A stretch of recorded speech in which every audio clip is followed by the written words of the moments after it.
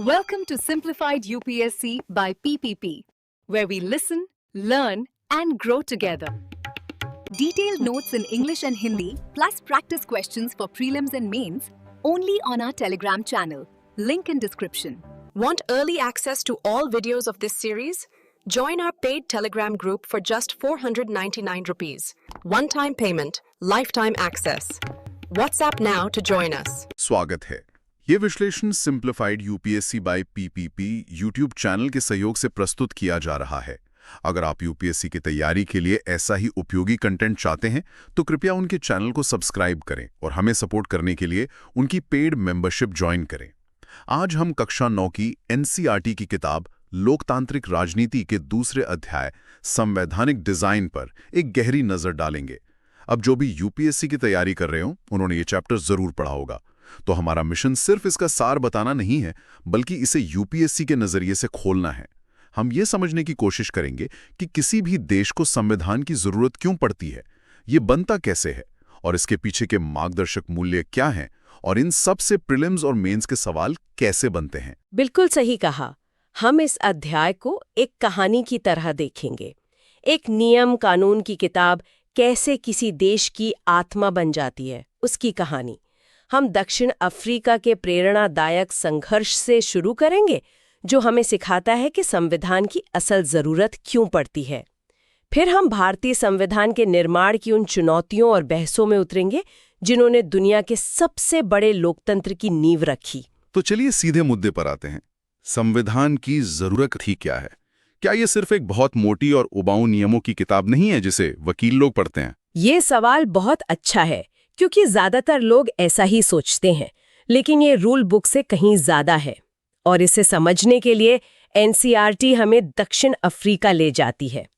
सोचिए, एक ऐसा देश जहां दशकों तक एक नस्ल ने दूसरी नस्ल पर क्रूरता से शासन किया हो।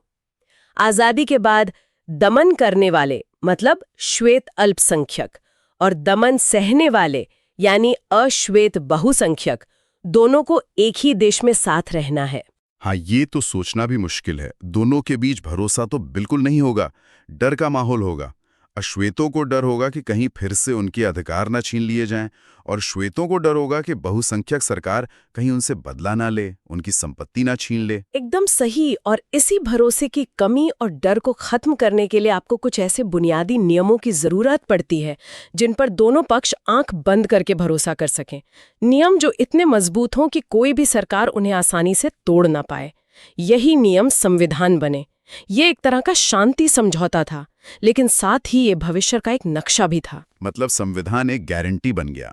श्वेत इस बात पर राजी हुए कि देश में बहुमत का शासन होगा और हर किसी को एक वोट का अधिकार मिलेगा। हाँ, और बदले में अश्वेत इस बात पर राजी हुए कि बहुमत का शासन निरंकुश नहीं होगा और वे अल्पसंख्यकों से बदला नहीं लेंगे या उनकी संपत्ति पर कब्जा नहीं करेंगे। ये तो एक बहुत बड़ा समझौता था। हल्की कड़ी बहसों और चर्चाओं के बाद उन्होंने एक ऐसा संविधान बनाया जो शायद उस समय दुनिया का सबसे लोकतांत्रिक था। उसने अपने नागरिकों को इतने व्यापक अधिकार दिए जो कहीं और नहीं थे। उन्होंने तय किया कि देश की समस्याओं के समाधान में किसी को भी बाहर नहीं रखा जाएगा, चाहे अतीत में उन्होंने कुछ भी क्यों ना किया हो। और उनके संविधान की प्रस्तावना में ये भावना बहुत खूबसूरती से झलकती है। उसमें लिखा है कि वे अपने नस्लवादी, क्रूर और दमनकारी अतीत की पुनरावृत्ति की अनुमति कभी नहीं देंगे। इसीलिए वे अपने देश को इंद्रधनुषी देश कहते हैं, एक रेनबो नेशन। ये दिखाता है कि कैसे जख्मों को भरकर एक साझे भविष्य की नींव रखी जा सकती है। और इस उदाहरण से संविधान के 4 मुख्य काम बिल्कुल साफ हो जाते हैं जो किसी भी देश के लिए जरूरी हैं। पहला, ये समाज के अलग अलग समूहों के बीच भरोसा और सहयोग का एक बुनियादी ढांचा तैयार करता है। दूसरा, ये तय करता है कि सरकार कैसे बनेगी और फैसले लेने की शक्ति किसके पास होगी। तीसरा, ये सरकार की शक्तियों पर एक लक्ष्मण रेखा खींचता है और नागरिकों के अधिकारों की रक्षा करता है। और चौथा, ये सिर्फ नियम नहीं बनाता बल्कि ये भी बताता है कि हम सब मिलकर कैसा देश बनाना चाहते हैं, हमारे सपने क्या हैं, हमारे लक्ष्य क्या हैं। दिलचस्प बात यह है कि ये चारों काम एक दूसरे से जुड़े हैं। आप बिना नागरिकों के बीच भरोसा, जो कि पहला काम है, पैदा किए सरकार पर सीमाएं नहीं लगा सकते, क्योंकि लोग नियमों को मानेंगे ही नहीं। ये एक बहुत महत्वपूर्ण बिंदु है। ये सिर्फ नियम नहीं, बल्कि एक सामाजिक व्यवस्था का पूरा ताना बाना है। यूपीएससी मेंस में, खासकर जीएस पेपर 2 या निबंध में, जब सामाजिक अनुबंध या सोशल कॉन्ट्रैक्ट या कॉन्स्टिट्यूशनल मोरालिटी जैसे विषयों पर सवाल आते हैं, तो दक्षिण अफ्रीका का यह उदाहरण एक बेहतरीन केस स्टडी का काम करता है। तो दक्षिण अफ्रीका ने हमें सिखाया कि एक संविधान जख्मों को भरकर एक साझे भविष्य की नींव कैसे रख सकता है। लेकिन भारत की कहानी में जख्मों के साथ साथ एक विशाल विविधता और विभाजन की त्रासदी भी थी, जो इस प्रक्रिया को और भी ज्यादा जटिल बना देती थी। हाँ, भारत का संविधान बनाना शायद कहीं ज्यादा मुश्किल काम था। एक तरफ देश का बंटवारा हो रहा था, जिसमें लाखों लोग मारे गए। दूसरी तरफ 500 से ज्यादा रियासतें थीं, जिन्हें ये तय करना था कि वे भारत में शामिल होंगी, पाकिस्तान में जाएंगी या आजाद रहेंगी। देश का भविष्य दांव पर लगा था। लेकिन इन चुनौतियों के बीच हमारे पास एक बहुत बड़ा फायदा था। आजादी की लड़ाई सिर्फ अंग्रेजों के खिलाफ एक राजनीतिक लड़ाई नहीं थी, बल्कि यह भारत के भविष्य को लेकर एक लंबी बहस भी थी। हमारे नेताओं के बीच इस बात पर एक मोटी मोटी सहमति बन चुकी थी कि आजाद भारत कैसा होगा, लोकतांत्रिक, धर्मनिरपेक्ष और जहां हर नागरिक को बराबरी का हक मिलेगा। सही कहा। और हमारे संविधान निर्माता सिर्फ हवा में बातें नहीं कर रहे थे। उन्होंने दुनिया के कई बड़े संविधानों का अध्ययन किया।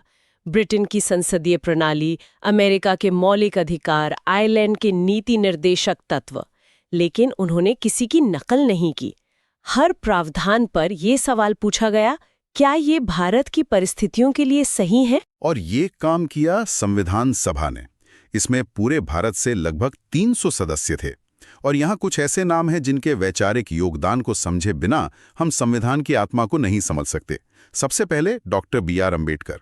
हम सब उन्हें संविधान का पिता कहते हैं, लेकिन प्रारूप समिति मतलब ड्राफ्टिंग कमेटी के अध्यक्ष के तौर पर उनका असली योगदान क्या था? देखिए, डॉक्टर अंबेडकर का योगदान सिर्फ कानूनी मसौदा तैयार करना नहीं था, बल्कि एक सामाजिक क्रांति की नींव रखना था। वे जानते थे कि राजनीतिक आज़ादी तब तक बेमानी है जब तक समाज में जाति के आधार पर भेदभाव मौजूद है। इसलिए उन्होंने मौलिक अधिकारों, खासकर छुआछूत के अंत यानी अनुच्छेद 17 और समानता के अधिकार पर सबसे ज्यादा जोर दिया। उनका यह भी मानना था कि एक मजबूत केंद्र सरकार ही दलितों और पिछड़े वर्गों के अधिकारों की रक्षा कर सकती है ना? बिल्कुल, क्योंकि स्थानीय स्तर पर अक्सर ताकतवर जातियों का दबदबा होता है, तो एक स्ट्रांग सेंटर जरूरी था। और फिर जवाहरलाल नेहरू थे, जिनका झुकाव समाजवाद और वैज्ञानिक सोच की तरफ था। उनका ट्रिस्ट विद डेस्टिनी भाषण सिर्फ एक भाषण नहीं, बल्कि भविष्य के भारत का एक विजन था, जहां गरीबी और अज्ञानता वो खत्म करने की बात थी। और इसी वैचारिक स्पेक्ट्रम के दूसरे छोर पर सरदार वल्लभ भाई पटेल थे। जहां नेहरू समाजवादी झुकाव रखते थे, वहीं पटेल निजी संपत्ति और एक मजबूत एकीकृत राष्ट्र के प्रबल पक्षधर थे। रियासतों का एकीकरण उनकी दूरदर्शिता और दृढ़ता के बिना असंभव था। संविधान में इन दोनों विचारधाराओं का संतुलन साफ दिखता है। यह सिर्फ नामों की लिस्ट नहीं, बल्कि अलग-अलग दृष्टिकोणों का संगम था। और हमें अबुल कलाम आजाद जैसे नेताओं को भी नहीं भूलना चाहिए, जिन्होंने मुस्लिम अलगाववादी राजनीति का विरोध किया और एक मिलीजुली संस्कृति वाले भारत की वकालत की, या सरोजिनी नायडू, जो उस सभा में महिलाओं की एक सशक्त आवाज थी। मतलब ये सभा अलग अलग आवाजों का एक गुलदस्ता थी। बिल्कुल। और सबसे महत्वपूर्ण बात है वो प्रक्रिया जिससे ये संविधान बना। ये किसी बंद कमरे में नहीं लिखा गया। लगभग 3 साल तक हर क्लॉज, हर शब्द पर खुली बहस हुई। 2000 से ज्यादा संशोधनों पर विचार किया गया। इन बहसों के रिकॉर्ड्स, जिन्हें कॉन्स्टिट्यूएंट असेंबली डिबेट्स कहते हैं, आज भी यूपीएससी की तैयारी के लिए एक खजाना है। वे हमें बताते हैं कि किसी प्रावधान के पीछे की सोच क्या थी। यही पारदर्शी और बहस पर आधारित प्रक्रिया भारतीय संविधान की वैधता का सबसे बड़ा आधार है। तो इन 3 सालों की बहस, हजारों संशोधनों और इतने महान नेताओं के विचारों का निचोड़ क्या है? भारतीय संविधान की आत्मा क्या है? इसका सबसे अच्छा जवाब हमें संविधान की प्रस्तावना प्रिएम्बल में मिलता है। प्रस्तावना को संविधान का पहचान पत्र या आमुख कहा जा सकता है। यह एक कविता की तरह है जो पूरे संविधान के दर्शन को कुछ शब्दों में बयां कर देती है। यह वो पैमाना है जिस पर हम किसी भी कानून या सरकारी कदम को परख सकते हैं कि वो संविधान की मूल भावना के अनुरूप है या नहीं। चलिए इसके कुछ प्रमुख शब्दों को खोलते हैं, क्योंकि प्रीलिम्स में इन पर सीधे सवाल आते हैं। शुरुआत होती है हम भारत के लोग से। ये लाइन अपने आप में एक क्रांति है। इसका मतलब है कि संविधान की शक्ति का स्रोत भारत की जनता है। इसे किसी राजा, रानी या बाहरी ताकत ने हम पर थोपा नहीं है। अगला शब्द है संप्रभु या सॉवरेन। इसका सीधा मतलब है कि भारत अपने फैसले लेने के लिए पूरी तरह आजाद है। कोई भी बाहरी देश हमें यह नहीं बता सकता कि हमें अपनी नीतियां कैसे बनानी है।